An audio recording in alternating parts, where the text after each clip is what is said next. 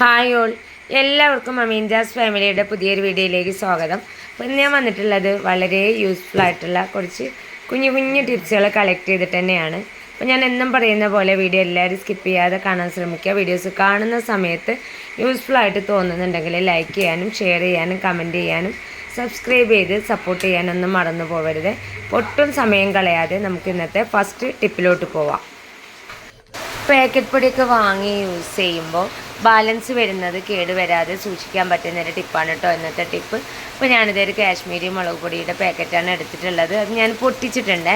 എന്നിട്ട് ഞാനിത് അതിനുള്ളിലുള്ള എയറൊക്കെ ഒന്ന് കളഞ്ഞതിന് ശേഷം പൊട്ടിച്ച ആ ഒരു ഭാഗം ഉണ്ടല്ലോ, അതിതുപോലെ കുഞ്ഞു കുഞ്ഞ് മടക്കായിട്ടൊന്ന് മടക്കി എടുക്കുന്നുണ്ട്. എന്നിട്ട് അതിൻ്റെ നേരെ ഓപ്പോസിറ്റ് സൈഡ് ഈ ഒരു രീതിയിലും മടക്കി കൊടുക്കുന്നുണ്ട് കേട്ടോ. ഇതുപോലെ മടക്കുന്ന സമയത്ത് നമുക്കൊരു കോണായിട്ടാണ് കിട്ടുക. ഏറ്റവും ടോപ്പിൽ നമുക്ക് കൂർത്ത് നിൽക്കുന്ന ഈ ഒരു ഭാഗം ഉണ്ടല്ലോ, അത് ഇതുപോലെ കുഞ്ഞ് മടക്കുകളായിട്ട് തിരിച്ചു വന്ന് മടക്കിയെടുക്കാം. ഇതുപോലെ നമ്മൾ കീപ്പ് ചെയ്യുന്ന സമയത്ത് പാക്കറ്റിനുള്ളിലുള്ള എയർ കളഞ്ഞിട്ട് വേണം കേട്ടോ മടക്കിയെടുക്കാനായിട്ട്. എന്നാൽ മാത്രമേ നമുക്കത് കറക്റ്റ് നന്നായിട്ട് തന്നെ നല്ല ടൈറ്റിൽ മടക്കിയെടുക്കാൻ പറ്റുള്ളൂ.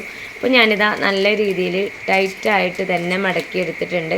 ഇനി നമ്മളിത് ലോക്ക് ചെയ്യാൻ പോകുന്നത് നമ്മൾ മഷിയൊക്കെ കഴിഞ്ഞ് വലിച്ചെറിയുന്ന പേനയുടെ ടോപ്പ് ഉണ്ടല്ലോ, അതാണ് എടുത്തിട്ടുള്ളത്.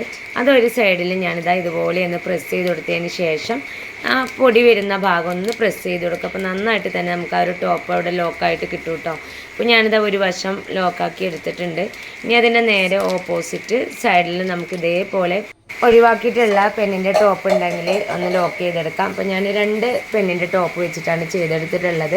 ഇനി നിങ്ങളുടെ കയ്യിൽ ഒന്നേ ഉള്ളൂ എങ്കിൽ സെൻറ്റർ ഭാഗത്തായിട്ട് മാത്രം ഇട്ട് കൊടുത്താൽ മതി കേട്ടോ. ഇത് ഞാൻ നേരത്തെ ചെയ്ത പോലെ തന്നെ ടോപ്പ് ഇട്ട് കൊടുത്തതിന് ശേഷം പൊടി വരുന്ന ഭാഗം നന്നായിട്ടൊന്ന് പ്രസ് ചെയ്ത് കൊടുക്കുന്നുണ്ട്.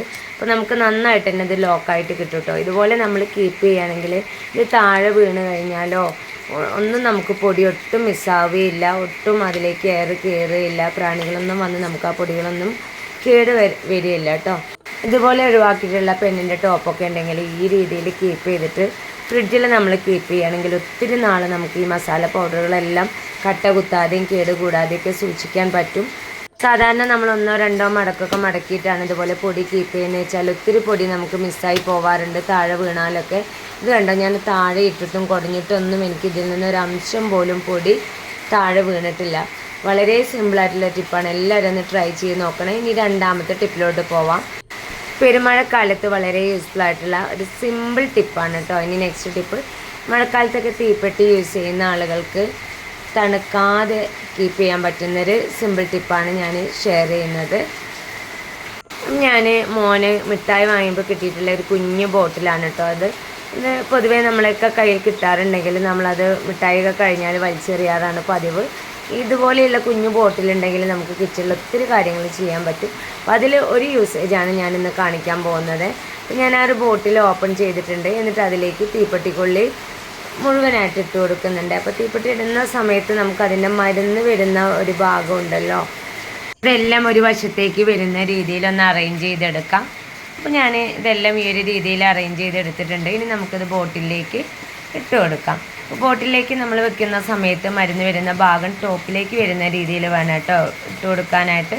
അപ്പോൾ അതാ ഇതുപോലെ. ഇനി നമുക്കിത് അടച്ചു കൊടുക്കാം. ഈ ഒരു രീതിയിൽ കീപ്പ് ചെയ്യുമ്പോൾ നല്ല രീതിയിൽ ടൈറ്റുള്ള ബോട്ടിൽ വേണം കേട്ടോ എടുക്കാനായിട്ട്. ഇനി ഒരു പോർഷൻ ഒന്ന് കട്ട് ചെയ്ത് മാറ്റാം. അപ്പോൾ ഞാനത് കട്ട് ചെയ്തെടുത്തിട്ടുണ്ട്. ഇനി ഇതുകൂടി നമുക്ക് ആ ഒരു ബോട്ടിലിനുള്ളിലേക്ക് ഇട്ട് കൊടുക്കാം.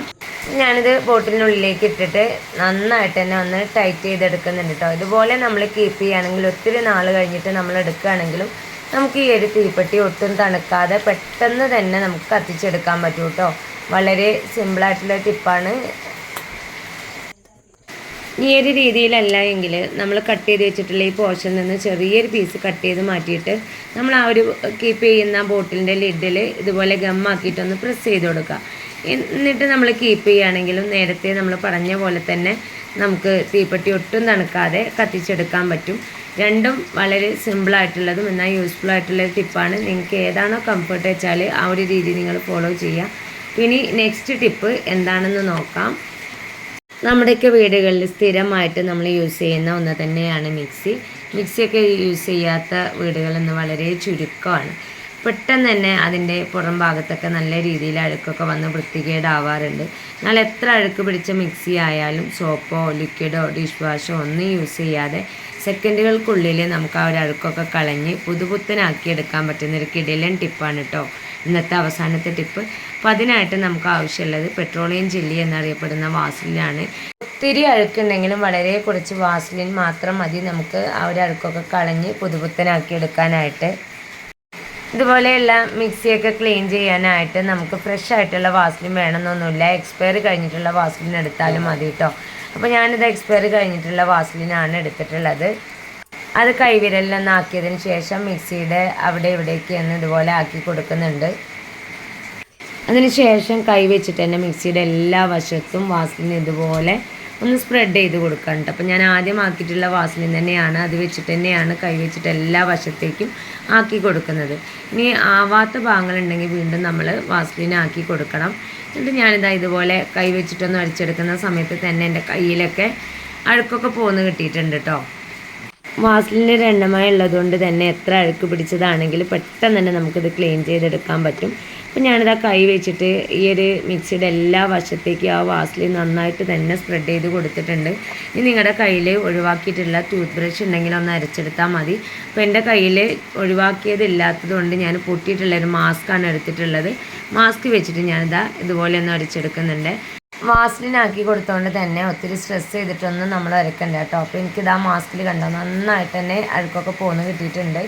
എന്നാലും ബാക്കിയുള്ള ഭാഗം കൂടി ഞാൻ മാസ്ക് വെച്ചിട്ട് ഒന്ന് ക്ലീൻ ചെയ്തതിന് ശേഷം ഒന്ന് നനഞ്ഞ തുണി വെച്ചിട്ട് ഒന്നുകൂടെ ഒന്ന് തുടച്ചെടുക്കുന്നുണ്ട്. ഈ ഒരു സമയത്ത് വാസലിൻ്റെ ഒരു അംശമൊക്കെ ഉണ്ടെങ്കിൽ നമുക്ക് പോന്ന് കിട്ടുകയും ചെയ്യും.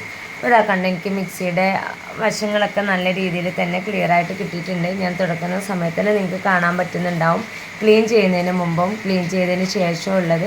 അപ്പോൾ ഇതുപോലെ ഒത്തിരി അഴുക്ക് പിടിച്ചിട്ടുള്ള മിക്സിയൊക്കെ ഉണ്ടെങ്കിൽ വാസലിനൊക്കെ ഉണ്ടെങ്കിൽ സിമ്പിളായിട്ട് നമുക്ക് ക്ലീൻ ചെയ്തെടുക്കാൻ പറ്റും കേട്ടോ. സൈഡുകളെല്ലാം ക്ലീൻ ചെയ്തതിന് ശേഷം മിക്സിയുടെ ഈ ഒരു വയറ് നമുക്ക് ഇതേ രീതിയിൽ തന്നെ ക്ലീൻ ചെയ്തെടുക്കാം.